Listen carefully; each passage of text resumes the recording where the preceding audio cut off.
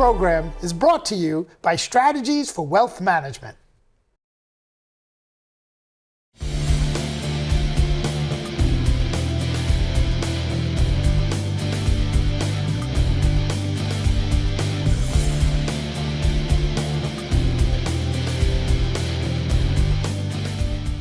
Welcome to Smart Retirement, brought to you by Strategies for Wealth Management. My name is Laura Lehrhaupt, and I'm joined with my husband, Michael Lehrhaupt. And today we're going to talk all things retirement and how to make you a great retirement planner and have a great retirement in your life. We're going to have fun today. And that is the most important thing. I love having fun. How about you? Yeah, I like to make it exciting and fun. Retirement's a huge part of life. Yeah, it's a good thing. It's a good thing. And retirement means different things to different people. That's true. The point is you get to do the things you want to do, how you want to do them, when you want to do them, without having to worry about a 9-to-5 job. That's optimally what you want. That's for sure. what you want. For sure. But we're going to teach you how to get there. That's right. And what we're going to talk about today, which is a very big thing, finding financial freedom in retirement, which is really utopia. I mean, that's what everybody's looking for, like to be able to just do life without having to worry about where their money's coming from or having nothing to do and being bored. I mean, I've heard people say, I don't want to retire. I'd rather, not do anything at all and just sit there, like kill me. You know what I mean? Like retirement is like a horrible thought. Yeah, exactly. Sometimes the connotation of retirement's not good. Sometimes it's good. But here's the thing, like financial freedom is a much better word. But financial freedom is not having to work 9-to-5 till you're 95. I like it. Yep. That sounds like a plan. Yeah. Now, how do we get there? How do we get there? That's what we're going to talk about. That's the goal. How we get there. Yeah. So I think understanding how, right, or finding how, you have to understand where life took us. You have to backtrack a little bit and understand the stages of your financial life, because you have stages of different types of life, right? Definitely, yeah. You have your terrible twos, your toddlers, your teenage years, and that's all great. But I bet most people don't know that even in financial terms, it's divided up into stages, right? And we want to identify them for you guys today. So let's start with the first stage. And by the way, each stage has its own financial strategies and its own things you need to take care of and be concerned about. So there's 3 financial stages in life. I'm going to say them quickly and then we'll go over each one. That sounds There's good. accumulation, there's preservation, and there's distribution. So let's talk about the accumulation stage in life. Okay. What does it look like? What are the things you need to worry about? What are the things you need to do to plan for that, right? Okay, yeah. So it sounds to me, I mean, just by the word, right, most people would probably figure out that it means you're accumulating your wealth at that point. Right. So typically someone is younger. Yep. Maybe they're just starting out. Maybe they're in their 20s or 30s, maybe 40s, right? But the goal in that stage of life is to accumulate a nest egg. And what are the tools that they use to accumulate a nest egg? See, those tools are going to be different than people a little later and a little more senior, right? So, for example, a 401k can be a tremendous tool to accumulate your wealth, especially if you get some matching money from your employer, especially if you're putting money away each month or every week or every biweekly into the market, you're dollar cost averaging the market, you're buying the market at different times. So certain strategies and financial things that you need to, be able to take advantage of to accumulate your nest egg. And then a lot of times people are dealing maybe with kids and they have to plan for unexpected death, right? That's why they buy a lot of term life insurance. Yes. Maybe they're planning for college for kids. College is a huge expense. There's different risks, there's different things, right? So accumulation is about building your nest egg. Building your nest egg and heading up a mountain, so to speak, as we like to visually look at it.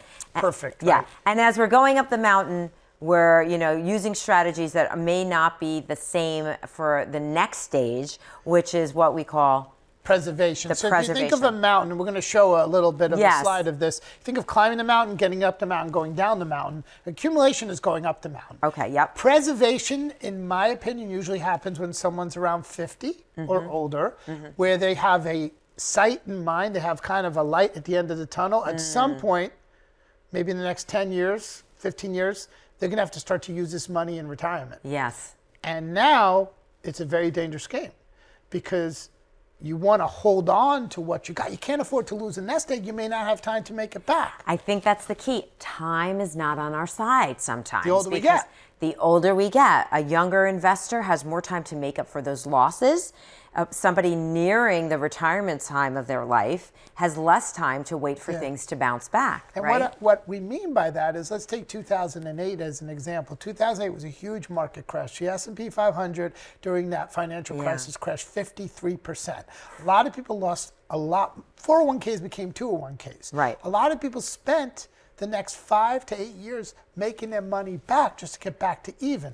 In the preservation stage in life, we can't afford to do that. So we want to grow the money, but we don't want to fall back down the mountain and go backwards. And so what I want to say about that as it relates to finding financial freedom is I think this stage is a key in finding financial freedom, because if someone has a portfolio that they've done well, but it's exposed or invested improperly based on their age and their goals, that's going to affect their ability later down the line if they lose all this, money because they've invested in things that are not appropriate. So I think really this preservation stage is actually a highlight in this. Statistically, if you're 50 and over, statistically based on past history, you're going to face 4 to 6 major market financial storms in your lifetime. Now, if the storm comes early, how are you going to be rebuilding the house? You don't want to spend your time in your 50s rebuilding the house. Yes. You want to build the house on what we call a rock solid plan to protect against that and to grow it slow and steady going forward. You know what I've seen with people we've worked with, which is so human nature, and this isn't judgment. We're in a no judgment zone, absolutely. Yeah. I've seen people, they've accumulated this amazing wealth. They're in their 50s, and now's the time to shift the way they're investing, the strategies a little bit. But it's like when you go to the casino and you're winning, and it's so hard sometimes to take the hand or take your winnings and walk away because you think you're on a roll and things are looking good, and why would I leave now, and this is all good. And then the next roll of the dice, flip of the card, pull of the lever, it's all gone, and you could have walked away with your winnings. And it's very much like that for a lot of people. They don't want to walk away when they've seen this amazing, it's a psychological thing. It is. There's only one big difference between like a casino and your retirement savings, the amount we're gambling with, right? Absolutely. You go out for a night of entertainment in a casino, okay, you lose it, it's not life-threatening. But if you have your nest egg riding on the mercy of the market, and there's a big market crash, and you spend the next few years making it back, that's what we're trying to avoid in the preservation stage. Preservation means don't go backwards, slow and steady, go forward. And there are actually financial vehicles and products on the market that can help you do that. Yeah. And they're really geared towards that preservation stage in life. It's so important. I really think that if you're headed toward trying to find the financial freedom to be able to do all the things you love, this is a really key right here. Yeah, we show this to clients every day of the week. Yeah, we do. And I think, a lot of people don't realize it. They don't think of their life in that way. People just follow the masses, their herd mentality, like, let me do what everybody else is doing. And sometimes that's not always a good answer, I see people get derailed all the time in the preservation stage. Now, let's shift to the distribution phase, this is actually a stage that, and it takes us into the next topic we want to go deeper in, it's actually a harder stage than you would think. Because now you're ready to take some of your money to live on. Right. Now you're actually saying, okay, I want to start living off this money. Now I have to take it out. Oof. Putting money in the accumulation stage is very different than taking it out. And the financial strategies have to change. Because if you use the same strategy in the accumulation stage, in your distribution stage in life, you are putting your money at a huge amount of risk that you can outlive the money. If there's a major market crash and you pull money out, there's a good chance you can outlive your money. Distribution, there are strategies. There are ways you can pull your money out and create income and make it last forever, because you don't know how long your distribution phase is going to last. I love the analogy. You're climbing up the hill in the accumulation stage. Think of it as a hike. If you've ever taken a hike, you've gone up the mountain, you're going up a hill, and now when you get to the top, you look at the view, you enjoy the view, and now you're headed back down, and you do not use the same strategies. I always find heading down is a lot more scary and precarious than going up sometimes. I have a great story about this. It's called the Mount Everest story. Yeah. But here's the thing, if you think about going up, you may be out of breath. Yes. But when you go down, one little misstep, and you could get injured, right? Yep. So it's called Mount Everest story, and everybody knows Mount Everest. Look, let me get the story right? But Mount Everest, okay, we know about climbing, we see movies and everything. Look, the first person ever to get credit for climbing Mount Everest was Sir Edmund Hillary. Okay. He got all the credit, all the glory of climbing Mount Everest. Technically speaking, though, there was one person before him who actually climbed Mount Everest, but nobody knew who he was. His name was George Mallory. There's one little difference between George Mallory and Sir Edmund Hillary. George Mallory got no credit. Sir Edmund Hillary got all the credit. And I know you've heard the story, so you know the difference, right? Yeah, he died on the way back, on the way down. George Mallory made it up the mountain, but he died on the way down. Yeah. Sir Edmund Hillary was the first one to make it up and down successful. See, a lot of people make it up Mount Everest, but the real risk is going down Mount Everest in a lot of cases. So that's the whole goal of the 3 financial stages of life, is awareness and understanding, because once you understand it, you can create or at least look and be open to strategies that can help you for different stages of life. Absolutely. And you know, it's funny because when we talk about distribution stage and taking money to live on, it really does play with your mind. It's like a mind thing, you know, because people have seen their accounts grow and now they're taking out, and that fear, it's that fear of spending money thing that we wanted to talk about a little bit. I was going to kind of, based on the example I used, some people just want to stay up on the mountain and enjoy the view, but now it's time to get the rewards of all your life and go and enjoy it, right? And we call that, well, what we're talking about is the fear of spending money. The fear of spending money, and I really do meet people who are afraid to take money out of the accounts that they've saved because they don't want to see the funds go down, or they don't want to pay taxes, which is a whole nother I was going to ask you, Laura, why do you think people are afraid sometimes, even though they've accumulated a nice nest egg? Why do you think, in your experience meeting with people, why do you think they're afraid to take their money out? I think it's a couple of things. I think, one, they're afraid it won't last forever, and so they're really afraid to take it because they don't know how long forever is, right? Which is what we always say. 2, seeing balances go down is sometimes a psychological thing. You've watched it go up for 30, 40, 50 years, and now you may see it go down, which plays with your head. Definitely. And the other thing is, and this is a little bit deeper maybe, maybe they're just not used to spending it on themselves. They've saved it so long, and it is hard. Like, you've worked the grind of 9 to 5 or however many hours, whatever you worked, so long, and that transition into now I'm going to take time to do what I want to do is really, really hard for people. And that's what I think. Did you have any more insight on that? No, I agree with you. We meet a lot of people who've done very well. They've accumulated a lot of their money, and when we ask them, they kind of downplay in retirement, like they want to do things, but then they downplay and they don't want to spend the money. And partly I do think it's a lot because they don't know if it's going to last forever. See, the challenge is if you spend too much in retirement and you outlive your money, that's bad. But the other end is if you spend too little and you die and you leave someone a lot of money, maybe you did, maybe you didn't want to, but if you die and there's a lot of money on the table, you could have enjoyed and done things in your life. So the balance has to be a good balance. Yes. But we see so many people, it's almost like a deer in headlights. They're like, what do I do now? I'm afraid to spend the money. One of the things is we try to create income plans to give people the freedom to spend Well, the that's money. where financial freedom comes in, is reliable income plan where you don't have to worry. And pensions are like that. But who has a pension nowadays? They're few and far between.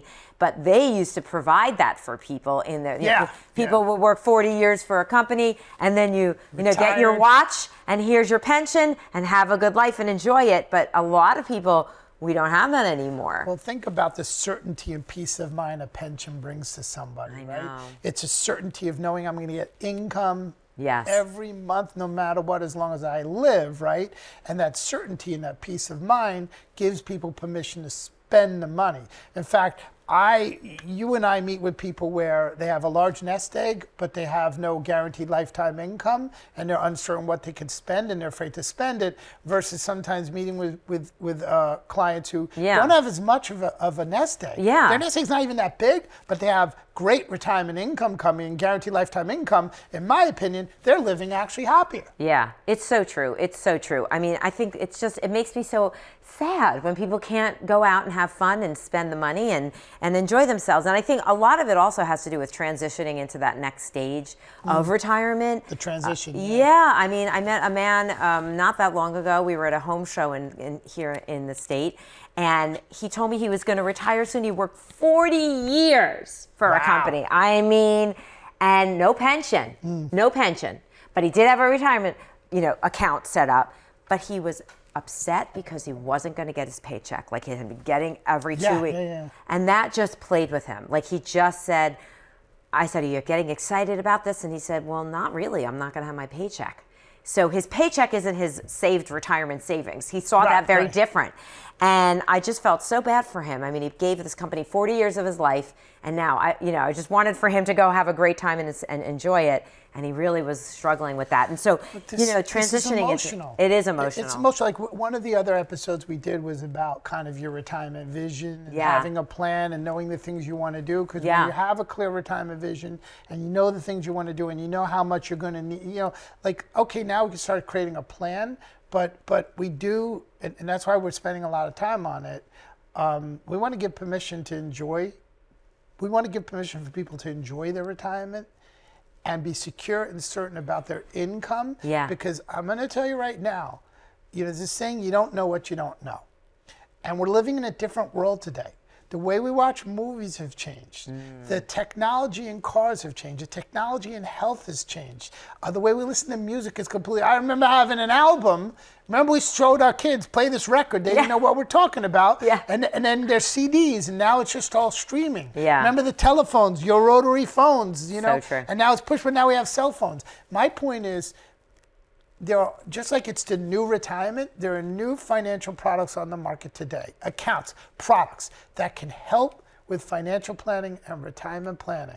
But you got to be open to new things. Yeah. It's not your grandparents' retirement anymore. It's Years true. ago, my grandparents retired, they lived off to see the interest. That's not a long-term strategy today to create an income, a guaranteed lifetime income, so that you don't have the fear of spending the money. My mom is a good example. My mom, she lives in the villages in Florida. We set up for a guaranteed lifetime income because she was so afraid about outliving her money, and now she gets a paycheck every month. I love to say you want to be calm and confident, right? I heard that yesterday. I love that. Stay calm and confident, and planning for all this makes you calm and confident. I also wanted to give the viewers a couple of tips transitioning into retirement, into the retirement phase of life, right? Okay. So I heard some good ideas. I've read some good ideas, and I think some other people that we work with have shared. Maybe you need to ask for less hours at your current job. A lot of jobs aren't going to be so cool with that, but it is a nice way to cut back your hours. I've met a lot of teachers who ask for less hours. They can still continue their teaching, but they have less hours. Cut down. Cut down. There was a term for it. I forgot it. Yeah, you want to wean off of your hours. If you could. Yeah. Another thing is, you know what? It's really important to do, which we talked a little bit about in a prior show, making a retirement budget. Different than goals. You want to make a budget. What are the things you're going to need to continue paying for in retirement? What may change? What's going to stay the same? Right. Because that will help you stay calm and confident. Definitely. If you really just open it up and look at it. And this is hard for people, I know. It is hard, yeah. Yeah. One of the things I'm going to add too, and I think you have some more suggestions. I have one more. Yeah. Okay. But sometimes someone has the thought of starting a new company. We have a client who does crafts, and she sells crafts at a show. Yeah. We have some other people doing some, if you ever thought of starting a new company, it doesn't have to get you rich. Yeah. But maybe it's a source of income where you're doing a hobby and you're doing something to sell your stuff, and it's creating a little more income. So don't be open to maybe starting your own business. We have a client who makes dog treats, and she's killing it. I mean, she's just making these dog cookies, and it's just she loves it. So I don't know if it's paying all the bills, but it's something that she likes to do. Sometimes there's ways to supplement. Yeah. What was your last one? No, my last one is find an advisor, find somebody who knows what they're doing. I mean, what do we call a Sherpa? Helping you down the mountain. Yeah, a guide up and down the mountain is called a Sherpa, and so it's not always the easiest thing. It's definitely hard to navigate, and it's always best to consult a professional. But here's my advice. Here's my advice, because we've been doing this a long time. We have. And we really help people 50 and over, but here's my advice, whether it's us or anyone else, right? Yeah. When you meet with someone in an interview, make sure that their focus and their expertise is on the 50 and over crowd.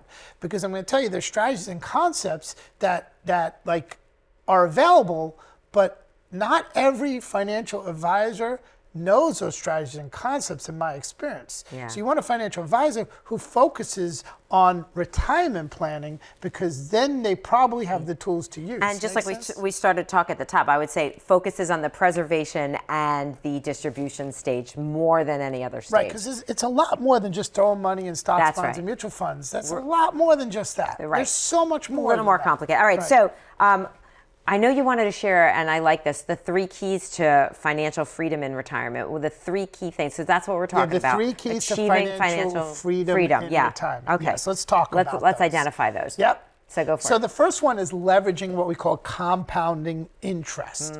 Now, compounding interest, what do they call it? The eighth wonder of the world? Eighth wonder, Einstein called it the eighth wonder of the world. Those who understand it earn it, those who don't pay it. That's what he said. And what do we mean by compounding interest? We mean that you take the money, you grow it.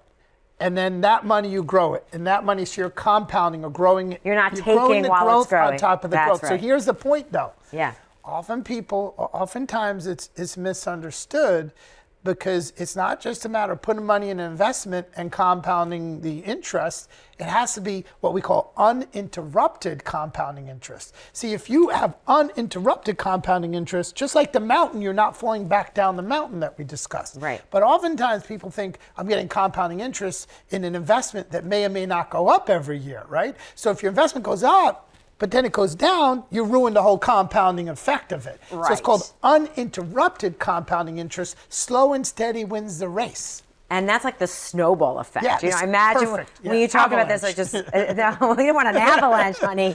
We just want the snowball to continue to grow on top of itself. Yeah, we definitely don't want an avalanche. So that is one of the key pieces of financial freedom. That is important. And you mentioned this next point a few moments ago. Yeah, oh, sorry. The mountain philosophy, right? Yeah. Let's say you're going up the mountain. Yeah. And you let's say you have a wagon going up the mountain and you put a little stop hold each time you go up so it can't go backwards. That's what we're talking about. Uninterrupted compounding interest. Like when you're on a roller coaster ride and the car's going up and you hear it. Click, click, click, click, click. You want to go up but not down. I'm terrified. My roller coaster days are over.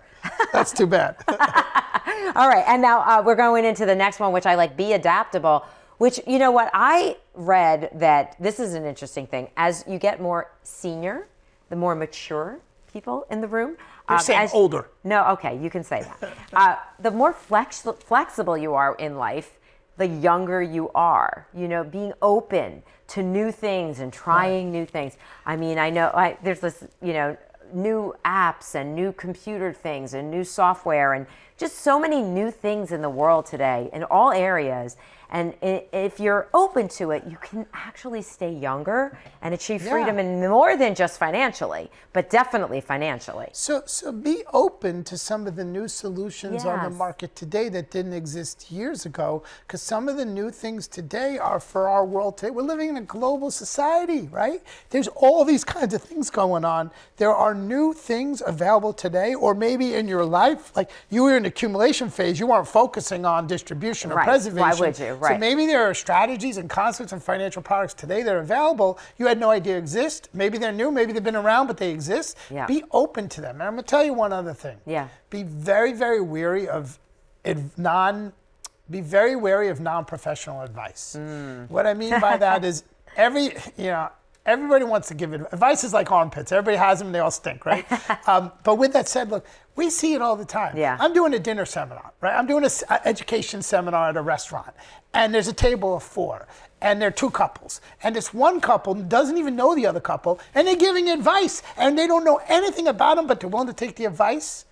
So get the advice from the professionals who know what they're doing, but be very, very wary of people who give you advice just off the cuff, Yeah. Because they don't know. They're not educated, they're not informed, and they're not certified or qualified or licensed in any of that to be giving advice. Yeah. You're going to take financial advice from someone painting your house? Probably not, right? Yeah. What do you call the coffee club advice? The Waffle House advice. The Waffle House advice. So, well, if some people watching who belong to this club, no disrespect, I'm kind of joking, but every day I go like to Panera Breads, right? Or a bagel store or coffee store. And every single time I've ever gone to one, there's always a table of men talking. Yep. And every morning it's the same men talking, and they're talking about life in general.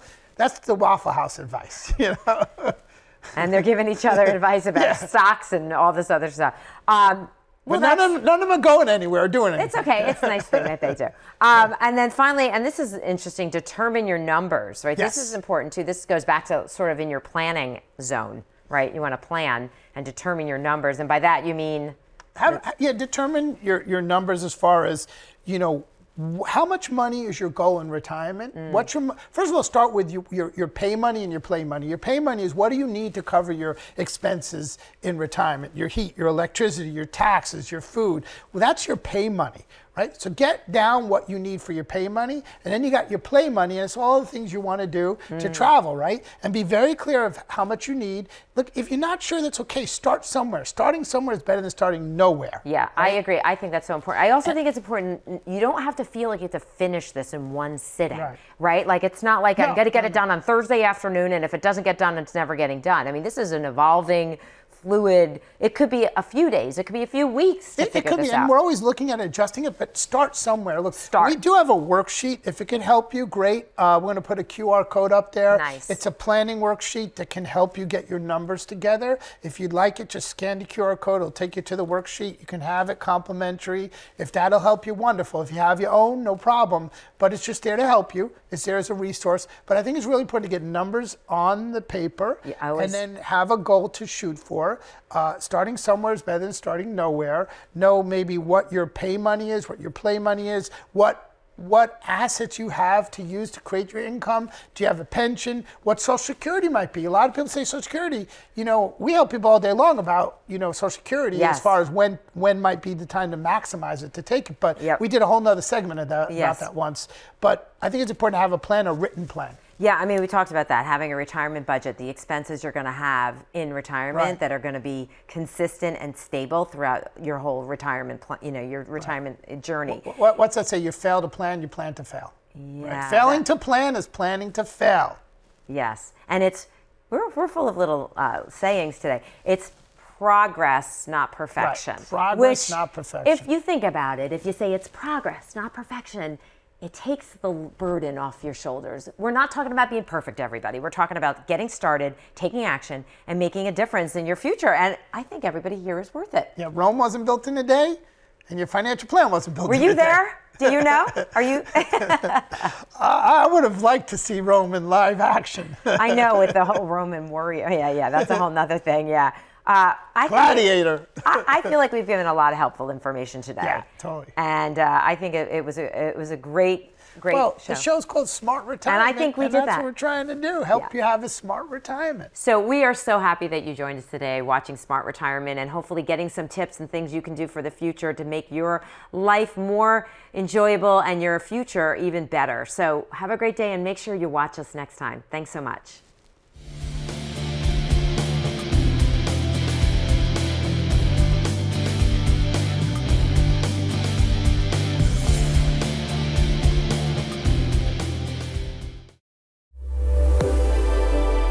The preceding program was brought to you by Strategies for Wealth Management.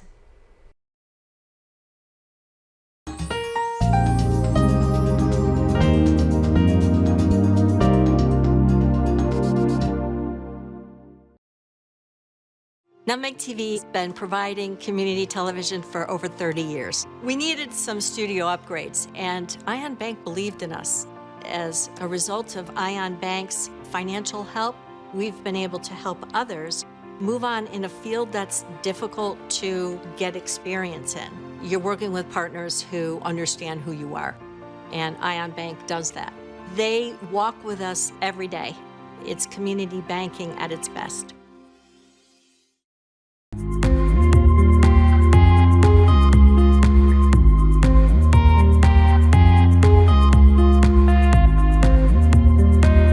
I'm your host, Kurt Barwis. Today, I have a very special guest, Dr. Andrew Lim. Hello, and welcome to another episode of the Veterans Corner. My name's Chuck Wooden. Decision for ourselves for this week, if we want to be made well. Hi, welcome to the crack of dawn. It's Dawn Lombardi. I'm starting the painting. It's going to be the clips with some water. Love it. He took me on the sets of Lost in Space, Batman. Everybody has a story. What's yours? Until next time.